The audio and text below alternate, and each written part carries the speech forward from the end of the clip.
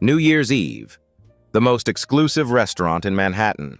And Rachel Carter, billionaire CEO, face of Fortune's cover 3 times running, was being told there was no table for her.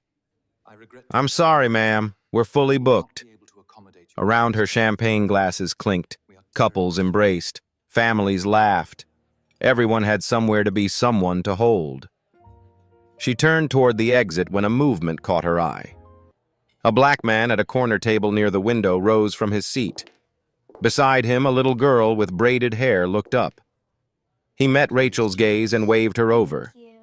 A stranger, inviting her to stay. 3 hours earlier, Rachel Carter had been on a conference call with investors in Singapore, London, and Sao Paulo simultaneously. She had closed a $2 billion acquisition without raising her voice. Her name commanded respect in boardrooms across 4 continents. Now she stood in the lobby of La Maison Elise, Manhattan's most coveted dining destination, being told that none of that mattered. "Perhaps you didn't hear me," Rachel said, keeping her voice measured. "I'll pay triple the price. 4 times. Name your number." The maitre d', a slender man with silver temples and an apologetic smile, shook his head. "I understand, Ms. Carter, and I truly wish I could accommodate you, but every table is reserved. It's New Year's Eve." She knew that. Of course she knew that. What she hadn't anticipated was that the restaurant where she'd hosted countless business dinners, where the staff knew her preferences down to the exact temperature of her sparkling water, would have no room for her on the one night she came alone. Her assistant Rachel had left early to catch a flight home to Chicago. Her driver had requested the holiday off weeks ago, and Rachel had approved it without thinking. She had a penthouse with floor-to-ceiling windows overlooking Central Park, a wine collection worth more than most people's homes, and not a single person expecting her anywhere. So she had driven herself here. For the first time in years, she had gotten behind the wheel of her own car, a sleek black Mercedes she barely remembered purchasing, and navigated through holiday traffic like any ordinary person. She had told herself it was an adventure, a change of pace. She had not told herself it was loneliness. That word did not exist in her vocabulary. "I see," Rachel said to the maitre d'. Her reflection stared back at her from the polished marble walls.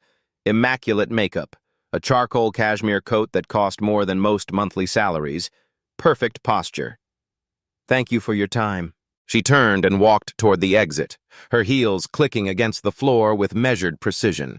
Around her, the restaurant hummed with life. A couple in their 60s held hands across a candlelit table. A young family with 2 children laughed over shared plates of pasta. A group of friends raised glasses in a toast, their faces bright with the promise of midnight. She was surrounded by warmth, yet utterly alone. The thought surfaced unbidden, and Rachel pushed it down with practiced efficiency. She had built a company from nothing. She had graced the cover of Forbes, Fortune, and Time. She answered to no one, needed no one. And yet, when she reached the door, she allowed herself one final glance back. A mistake. Because that was when she saw him. Carlos Brooks had not planned to come here tonight. 3 years ago, this restaurant had been his and Naomi's place. Not for regular dinners, they couldn't afford that, but for the moments that mattered. Their 5th anniversary. The night they found out she was pregnant with Sophia. New Year's Eve, when they would dress up, splurge on the tasting menu, and pretend for one evening that they were the kind of people who did this all the time. The last time they'd been here together, Naomi had been in remission. They had celebrated with champagne and hope, believing the worst was behind them. 4 months later, she was gone. He had avoided this place ever since. Too many ghosts, too much of her in every corner. But Sophia had asked. His 7-year-old daughter, who remembered her mother only in fragments, a laugh, a lullaby. The smell of lavender lotion, had looked up at him last week with those big brown eyes and said, "Daddy, can we go to Mommy's special restaurant so she knows we still remember?" How could he say no? So here they were, seated at a corner table near the window, the same spot where he and Naomi had always sat. Sophia wore her favorite purple dress, the one with tiny silver stars. In her lap, she held a drawing she'd made that afternoon, 3 stick figures holding hands. Carlos on the left, Sophia in the middle, and Naomi floating on a cloud above them, a halo of yellow crayon around her head. "Daddy, look," Sophia said, pointing across the room. "That lady is sad." Carlos followed his daughter's gaze. Near the entrance, a woman in an expensive coat was speaking with the maitre d'. Even from a distance, he could read the tension in her shoulders, the careful control in her expression. He recognized her vaguely, one of those faces you saw on magazine covers at the grocery store checkout. "Maybe she's just tired, sweetheart." Sophia shook her head, her braids swinging. "No, she's sad. Like the kind of sad where you smile but your eyes don't." Carlos watched the woman turn and walk toward the door. Her posture was perfect, her stride confident, but Sophia was right. There was something hollow in the way she moved, something familiar. He knew that walk. He'd perfected it himself in the months after Naomi died. The appearance of composure when everything inside was crumbling. "She doesn't have anyone," Sophia said softly. "Nobody's waiting for her." The words hit Carlos harder than they should have. He looked at the empty chair beside him, the one he still couldn't bring himself to fill, and then back at the woman retreating toward the cold Manhattan night. Naomi would have done something. His wife had never been able to walk past someone in need without stopping. She used to joke that her heart had no off switch. Before he could overthink it, Carlos stood up. Rachel's hand was on the door when she heard it, a small voice cutting through the ambient noise. "Excuse me, lady." She turned. The little girl with braided hair was waving at her, standing on her chair to be seen above the crowd. Beside her, the man Rachel had noticed earlier was on his feet, one hand resting gently on his daughter's shoulder. "We have an extra chair," the girl called out. "You can sit with us." The maitre d' looked mortified. "Ms. Carter, I'm so sorry, I can ask them to—" "No," Rachel heard herself say. "It's fine." She didn't know why she said it. Every instinct told her to decline gracefully and leave. She was Rachel Carter. She did not accept charity from strangers. She did not sit at other people's tables like some lost soul in need of rescue. But the little girl was still smiling at her. And the man, her father, clearly had an expression that held no pity. No recognition of who Rachel was or what she was worth. Just a quiet steadiness, as if he understood something about her that she hadn't said aloud. She walked toward their table. "I'm Carlos," the man said, extending his hand. His grip was warm and firm. "This is my daughter, Sophia." "I'm 7, Sophia announced, "and you're really pretty. Are you a princess?" Despite herself, Rachel felt her lips curve into something approaching a smile. "No, I'm not a princess." "That's okay. Princesses are boring anyway. They just wait in towers. You look like someone who does stuff." Carlos pulled out the chair across from him. "Please, sit." Rachel hesitated. She could still leave. She could thank them politely, make an excuse, and walk out into the night where no one would see her vulnerability. She could go home to her empty penthouse and pour herself a glass of wine and pretend this evening never happened. Or she could sit down. She thought of the conference call earlier, the billions of dollars, the investors hanging on her every word. She thought of her assistant flying home to a family that missed her, her driver spending the holiday with people who loved him. She thought of every New Year's Eve for the past decade spent at parties where everyone wanted something from her, where she was never just Rachel, but always the CEO, the billionaire, the brand. She sat down. "Thank you," she said. The words felt strange in her mouth. When was the last time she had thanked someone and truly meant it? Sophia beamed. Carlos nodded, then turned to flag down a waiter. "Another menu, please." And just like that, Rachel Carter, who controlled boardrooms and commanded empires, found herself at a tiny table with a stranger and his 7-year-old daughter with no agenda, no power, no role to play. For the first time in longer than she could remember, she had no idea what came next. The realization should have terrified her. Instead, something in her chest loosened. Just a little, just enough to breathe. The dinner that followed was unlike anything Rachel had experienced in years. She was accustomed to meals as transactions. Every lunch, every dinner, every glass of wine shared across a table came with an agenda. Investors wanted access. Competitors wanted information. Everyone wanted something. But Carlos asked her nothing about her company. He didn't mention her net worth or her latest acquisition. When Sophia inquired what Rachel did for work, Carlos simply said, "She helps run a big business," and left it at that. Instead, they talked about small things. Sophia's favorite subject in school art because math was too bossy with all its rules. The snow that was supposed to fall before midnight. The best flavor of ice cream. Sophia insisted on strawberry. Carlos argued for butter pecan. Rachel admitted she couldn't remember the last time she'd had ice cream at all. That's the saddest thing I ever heard, Sophia declared, her eyes wide. Daddy, we have to fix this. Carlos smiled, the first real smile Rachel had seen from him. It transformed his face, softened the careful reserve he wore like armor. Maybe we can get dessert later. Rachel found herself watching them, studying the easy rhythm of their interactions. The way Carlos cut Sophia's food into smaller pieces without being asked. The way Sophia reached for his hand when she laughed, as if joy was something meant to be shared through touch. The way he listened when she spoke, giving her his full attention, like her 7-year-old observations mattered as much as any boardroom presentation. This was what family looked like. Not the cold silence of her childhood where achievements were expected and affection was rationed. Not the performative warmth of holiday parties where everyone smiled for cameras and went home to separate lives. This was real. You're staring, Sophia said, suddenly catching Rachel off guard. Do I have food on my face? No, I'm sorry, I was just thinking. About what? Rachel searched for an answer that wouldn't sound strange to a child. About how nice this is, having dinner with you. The girl beamed. See, Daddy, I told you she was nice. You were worried for nothing. Carlos's expression flickered with something Rachel couldn't quite read. I wasn't worried. You made your serious face when she sat down, the one you make when you're thinking too hard. Sophia. There was gentle warning in his voice, but also amusement. It's okay, Rachel said. I would be cautious too if a stranger joined my table. She met Carlos's eyes. Thank you for letting me stay. You didn't have to do that. Carlos held her gaze for a moment. Everyone deserves somewhere to be on New Year's Eve. The words were simple, but they landed somewhere deep in Rachel's chest. Before she could respond, Sophia tugged on her sleeve. Do you have pets? I want a dog, but Daddy says our apartment is too small. Do you have a big apartment you could get a really big dog?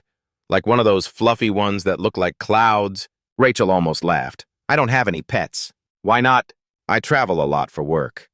I wouldn't have time to take care of them properly. Sophia considered this with the gravity of a Supreme Court justice weighing evidence. That's sad. But at least you're honest about it. Some people get pets and then ignore them, and that's worse. Sophia has very strong opinions about responsibility, Carlos said dryly. Someone has to, the girl replied. Then she turned back to Rachel with a new question. What's your favorite color? Rachel blinked. No one had asked her that in decades. Ocean blue, she said finally. The color of the sea on a calm day. That's pretty. Mine is purple, obviously. Sophia gestured at her dress. Then her expression grew thoughtful. Do you cry a lot? Sophia, Carlos said, his tone sharper now. That's personal. It's okay. Rachel looked at the little girl, at her open, curious face, and felt something crack inside her. No, I don't cry much. Sometimes I want to, but I can't. Sophia nodded solemnly. Mommy used to say that grown-ups who don't cry are holding their sadness inside. She said if you don't let it out, it stays stuck in your chest forever. Carlos's jaw tightened, and Rachel saw him look away. But Sophia continued matter-of-fact. Mommy cried sometimes. She said it was like rain for the heart. It washes things clean. Rachel didn't know what to say.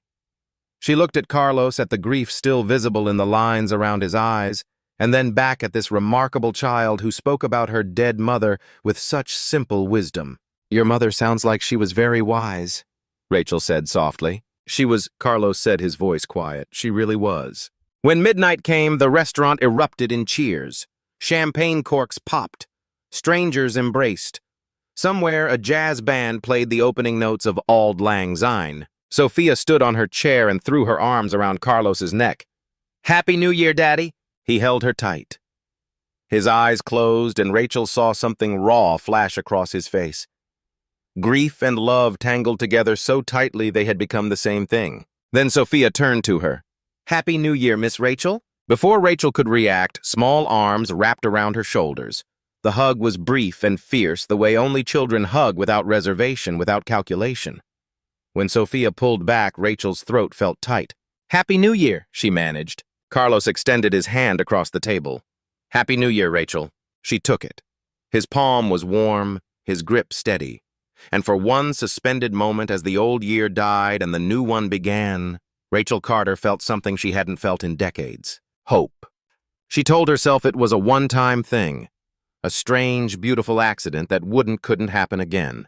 But 3 days into January, she found herself walking through Central Park on her lunch break, something she never did. And there they were. Carlos pushing Sophia on a swing, both of them bundled against the cold, their laughter carrying across the frozen air. Sophia spotted her first. "Miss Rachel?" There was no graceful way to pretend she hadn't seen them. And if she was being honest with herself, something she was trying to do more often, she didn't want to. "Hello, Sophia, Carlos." He looked surprised, but not displeased. "Out for a walk?" "Apparently." She gestured vaguely at the park around them. "I don't do this often." "You should.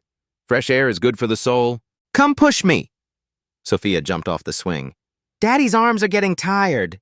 And somehow Rachel, who had meetings to attend and emails to answer and an empire to run, spent the next hour in a playground pushing a 7-year-old on a swing and learning the proper technique for building a snowball. It became a pattern.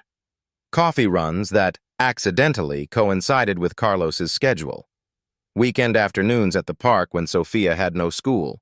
Dinners that started as casual and became something Rachel looked forward to all week. She learned things about him in pieces. That he worked as an education consultant for community programs, helping at-risk youth find paths to college and careers. That he'd met Naomi in graduate school when they were both broke and idealistic, and certain they could change the world. That after she died, he'd considered moving back to Atlanta where his mother lived, but Sophia had begged to stay in the city where her memories of Mommy still lived. He didn't ask much about Rachel's past, but he listened when she offered fragments. The childhood in Connecticut, all manicured lawns and absent parents. The company she'd built from a small tech startup into a global giant. The way success had become a kind of trap golden handcuffs she'd fastened around her own wrists. "Do you regret it?"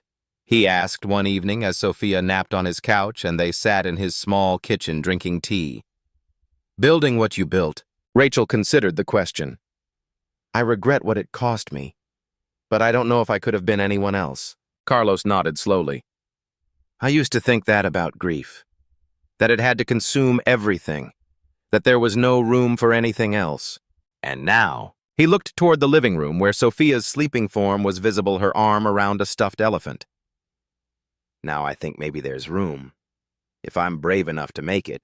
The first time Rachel overstepped, she didn't even realize she was doing it. Sophia had mentioned wanting art supplies, the really good kind, not the ones from the regular store. That weekend, Rachel showed up at Carlos's apartment with a professional grade set worth over $500.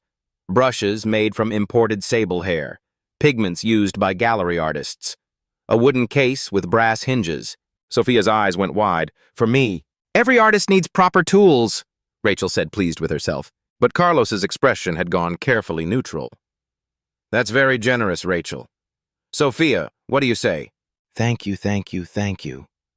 Sophia threw her arms around Rachel's waist, then immediately began examining each brush like it was a sacred artifact. Later, when Sophia was absorbed in her new treasures, Carlos pulled Rachel aside. "You didn't have to do that. I wanted to. She mentioned wanting better supplies, and I happened to know a place." "Rachel."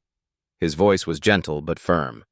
"That set costs more than my grocery budget for 2 months. I looked it up." She blinked. "I didn't think about the price. I just wanted her to have something nice." "I know, and I appreciate the intention, but Sophia doesn't need expensive things. She needs consistency, presence, things that can't be bought." The words stung more than they should have. Rachel nodded stiffly. "Of course, I'm sorry." Carlos softened. "I'm not angry. Just, let's keep things simple, okay? We're not a project to be funded. We're just people." She agreed. She meant it. But old habits were harder to break than she'd anticipated. When Carlos mentioned that funding for one of his community programs had been cut, Rachel casually offered to cover the shortfall. When Sophia's school sent home a flyer about an elite art camp, Rachel researched the application process and started drafting a recommendation letter. When Carlos's laptop died mid-project, a new one arrived at his door the next day with a note that said, "Just returning the favor for New Year's Eve." Each gesture came from a good place. Each one pushed Carlos further away. "I can't accept this," he said, standing in his doorway with the laptop box still sealed. "Rachel, this is a $3,000 computer. It's a tool for your work. You help kids find futures. You shouldn't be held back by outdated equipment. That's not the point. His jaw tightened. The point is that I didn't ask for this. I don't need you to solve my problems. I'm not trying to solve anything. I just want to help. Help! The word came out flat. Every time you help, it feels like you're trying to fix us, like we're broken and you're the one with the tools. Rachel felt heat rise to her cheeks. That's not fair. I care about you, both of you. Then care about us by being here, not by writing checks or sending gifts or pulling strings. Carlos ran a hand over his face, exhaustion replacing anger. I've spent my whole life proving I don't need handouts. I've worked for everything I have.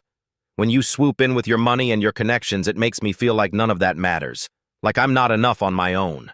The silence between them stretched tight as a wire. I didn't know, Rachel said quietly. I didn't think about how it would feel to you. I only thought about what I could give.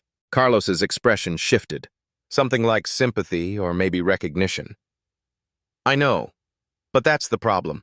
You're so used to giving things that you don't know how to just be. She had no response to that, because he was right. Rachel tried to change. She stopped offering money, stopped buying gifts, stopped solving problems that weren't hers to solve. She learned to sit with Sophia and simply color without suggesting better techniques or premium paper. She learned to listen to Carlos talk about his work without proposing funding solutions or corporate partnerships. It was harder than any negotiation she'd ever conducted. Every instinct screamed at her to contribute to add value to justify her presence with tangible offerings. Sitting still felt like failure, but slowly something shifted. One evening, Carlos looked at her across his kitchen table, the same table where they'd shared a dozen meals by now, and said, "This is nice, just this. And Rachel realized that for the first time in her life, she was learning that being present was enough. The photo appeared on a gossip site in early March. Rachel and Carlos at the park. Sophia between them, all three laughing at something off camera. The headline read, "Tech Billionaire's Secret Romance, Rachel Carter Spotted with Mystery Man and Child." The comments were predictable. Speculation about who Carlos was, whether the child was Rachel's, whether this was a scandal in the making. A few threads turned ugly, questioning why a woman like Rachel would be seen with a black man from Brooklyn using language that made her stomach turn. She had her PR team scrub the article within hours. Threatened legal action against the photographer. But the damage was already done. Carlos withdrew. Not dramatically, he still responded to her texts, still agreed to see her, but something had shifted behind his eyes. A wariness that hadn't been there before. "I don't want Sophia dragged into your world," he said one night after the little girl had gone to bed. "She's been through enough. I know, I'm handling it. You can't handle everything, Rachel. That's what I'm trying to tell you. Some things just have to be weathered." She wanted to argue, wanted to explain that she could protect them, that her resources and influence could build walls around this fragile thing they were creating. But she saw the look on his face and held her tongue. For once she listened instead of acted. It wasn't enough. The school called Carlos in April. Sophia's application for a prestigious art scholarship, one he'd never submitted, had been flagged for review. The admissions director wanted to discuss the glowing recommendation letter that had accompanied it. A letter signed by Rachel Carter. Carlos called her that night. His voice was ice. "You went behind my back. I was trying to help. The school has the best art program in the city and Sophia has so much talent. I said no. I told you I didn't want your connections involved in her education. You agreed. You looked me in the eye and agreed. I know, but I thought if you just saw what was possible, you thought you knew better." The words were sharp as broken glass. "That's what this is really about, isn't it? You think your money, your influence gives you the right to make decisions for us? Like we're children who don't know what's good for us." "Carlos, please, let me explain." "Explain what?" "That you can't help yourself. That old habits die hard." His laugh was bitter. "I've heard that before. From people who always thought they knew better than the single black father from Brooklyn. I expected it from them, not from you." Rachel felt tears prick her eyes. When had she last cried? She couldn't remember. "I made a mistake. A terrible mistake. But I did it because I care." "That's the worst part." His voice cracked. "I know you care, but caring isn't enough if you can't respect boundaries. If you can't trust me to know what's right for my own daughter. The silence stretched between them vast as an ocean. I need time, Carlos finally said. And I need you to stay away from Sophia. She's already asking about you. She doesn't understand why you've been coming around, and I don't want her hurt worse when... He stopped, started again. Just give us space. Please. The line went dead. Rachel sat in her penthouse surrounded by everything money could buy and felt the foundation of something precious crumble beneath her feet. She had done this. With the best intentions in the world, she had done exactly what she'd always done. Tried to control, tried to fix, tried to prove her worth through action rather than simply being. And now the only people who had seen her as more than a CEO, more than a brand, were slipping away. The irony was not lost on her. She had built a career on understanding what people needed, on anticipating problems and solving them before they escalated. But when it came to the thing that mattered most, genuine human connection, she had failed in the most fundamental way possible. She had treated love like a transaction, and now she was paying the price. The weeks that followed were the longest of Rachel's life. She did not call Carlos, did not text, did not drive past his Brooklyn apartment or show up at the park where Sophia liked to swing. He had asked for space, and for once in her life, she would give someone exactly what they asked for instead of what she thought they needed. But the silence was deafening. She threw herself into work the way she always had when life became too complicated to bear. Board meetings, acquisitions, the endless machinery of empire. Her executives noticed nothing different. Her shareholders saw the same decisive leader they'd always trusted. The mask held. At night, though, the questions came. If she couldn't use her money, her connections, her ability to solve problems, what was left? Who was Rachel Carter without the power to fix things? She had built her entire identity around being useful, around being the one with answers. Strip that away, and what remained? The question haunted her through sleepless nights and distracted days. And slowly, painfully, an answer began to form. She started volunteering. Not at Carlos's community programs. She would not insert herself into his world uninvited. Instead, she found a youth literacy center in Queens, a struggling organization with outdated books and dedicated staff who couldn't afford to pay themselves living wages. She showed up on a Tuesday evening wearing jeans and a sweater instead of her usual designer armor and asked if they needed help. The director, a tired woman named Martha, who had clearly never heard of Rachel Carter, handed her a stack of picture books and pointed toward a circle of fidgeting 6-year-olds. Read to them, keep them engaged, good luck. No strategic planning, no funding proposals. Just a plastic chair, a worn copy of Where the Wild Things Are, and 8 pairs of skeptical eyes. Rachel was terrible at it. She read too fast. She forgot to show the pictures. She didn't know how to do funny voices. One boy fell asleep. A girl with pink barrettes informed her that the last volunteer was way better at this. But she came back the next week, and the week after that. She learned to slow down, to let the children interrupt with questions, to laugh when she mispronounced words and let them correct her. She learned that showing up was its own kind of gift, one that couldn't be outsourced or purchased.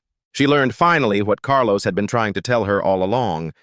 Carlos saw the change before he was ready to acknowledge it. A mutual acquaintance mentioned spotting Rachel at the literacy center.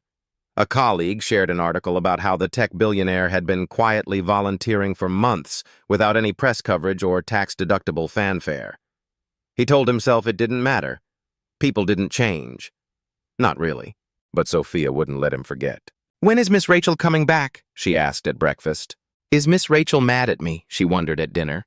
"I want to show Miss Rachel my new painting," she announced at bedtime, holding up a watercolor of a sunset that she'd made with the expensive brushes still sitting in their wooden case. Carlos didn't know how to explain adult complications to a 7-year-old.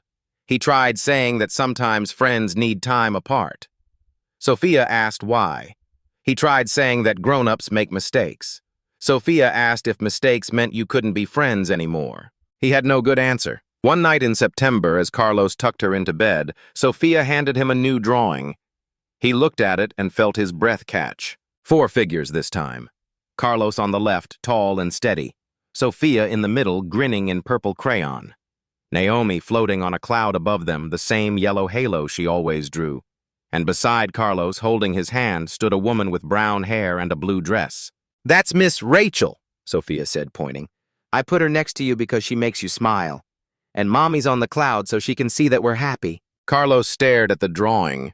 His daughter had seen something he'd been refusing to admit, that his resistance wasn't just about protecting Sophia. It was about protecting himself. From hope. From the possibility of losing someone again. "Daddy." Sophia's voice was small. "Mommy would want you to be happy, right?" He pulled her into a hug, blinking hard. "Yeah, baby, she would." That night after Sophia was asleep, Carlos sat alone in the kitchen with the drawing spread before him. He thought about Naomi, really thought about her, not just the grief he'd wrapped around her memory like a shield. She had loved fiercely and forgiven freely. She had believed that people deserved second chances. She had told him once near the end that her only fear wasn't dying. It was that he would stop living. He had promised her he wouldn't, but he had. For 3 years, he had hidden behind his role as Sophia's protector, convinced himself that keeping everyone at arm's length was the same as keeping his daughter safe. He had turned Naomi's memory into a wall instead of a window. Rachel had made mistakes, real ones. But she was trying to change, not to win him back, but because she'd finally understood something true about herself. He had watched her stumble toward that truth with the same determination she probably brought to boardrooms. It wasn't graceful. It wasn't perfect. But it was real. The letter arrived on the gray October morning. Carlos recognized the handwriting on the envelope, precise, elegant, unmistakably hers. He considered throwing it away unopened. Instead, he sat down at the kitchen table and read. "Carlos, I'm not writing to ask for another chance. I know I don't deserve one, and even if I did, that's not mine to ask for. I just wanted you to know that you were right. About everything. I spent my whole life believing that my worth came from what I could give money, solutions, success. You showed me that presence matters more than presence, that listening is harder than fixing, that love isn't a transaction. I'm still learning. I volunteer now at a literacy center in Queens. The kids there don't care that I'm a CEO. They care whether I remember to do the funny voices. It's humbling in the best possible way. Thank you for New Year's Eve. Thank you for letting me sit at your table when I had nowhere else to go. Thank you for showing me what family looks like. I will carry that gift with me always. Whatever happens, I hope you and Sophia find everything you deserve. Rachel." Carlos read the letter 3 times. Then he folded it carefully, placed it in his desk drawer, and did nothing. But he found himself thinking about her at odd moments, wondering if she was still reading to those kids, hoping she had learned to do the voices right. He called her in November. She didn't answer, so he left a message. "Rachel, it's Carlos. I got your letter. I'm not ready to... I don't know what I'm ready for, but Sophia asks about you, and I don't want her growing up thinking that people can't change or that mistakes are permanent. So maybe we could talk, just talk. No promises." She called back the next day. They met for coffee at a neutral location, not their park, not their restaurant. Just 2 people sitting across a small table trying to find their way back to honesty. "I'm not the same person I was in April," Rachel said. "I know that sounds like something people say, but I've been doing the work, real work, the kind that doesn't show up on a balance sheet." Carlos nodded slowly. "I've been doing some work too, realizing that I was using my grief as an excuse to keep everyone out, including people who might be worth letting in. They didn't solve everything that day, but they started." 1 year later, New Year's Eve returned. No exclusive Manhattan restaurant this time. No velvet ropes or champagne towers. Just Carlos's small Brooklyn apartment, the same one where Rachel had once dropped off a laptop she shouldn't have bought. Sophia sprawled on the living room floor with her watercolors working on a painting she refused to let anyone see until it was finished. Carlos stood at the stove, stirring a pot of soup that had been his mother's recipe. And Rachel set the table. She was clumsy at it. The forks ended up on the wrong side. The napkins were folded unevenly. But she was there doing something small and ordinary, and nobody was keeping score. On the shelf behind the couch, a framed photograph of Naomi smiled at the room. Rachel had asked Carlos about it once early in their reconciliation, whether it bothered him having her picture there while Rachel was present. "She's part of this family," he had said simply. "She always will be. You're not replacing anyone, you're just adding to the story." Now, as the clock ticked toward midnight, Sophia abandoned her painting and scrambled onto the couch between them. 10:98. Carlos reached for Rachel's hand. She took it. 7:65. Outside, fireworks began to crackle over the city. Inside, the apartment glowed warm and golden. 4, 3, 2, 1, Happy New Year. Sophia threw her arms around both of them at once, pulling them into a messy, laughing embrace. And Rachel Carter, who had spent decades measuring her worth in acquisitions and headlines and the cold certainty of control, felt something she had never expected to find. Enough. Not because she had earned it, not because she had bought it, but because she had finally learned to simply be present, imperfect, and uncertain in a room with people who accepted her anyway. She didn't know what the new year would bring. She didn't know if this fragile, precious thing would last a month or a lifetime. But for the first time, she didn't need to know. She just needed to be here. And she was.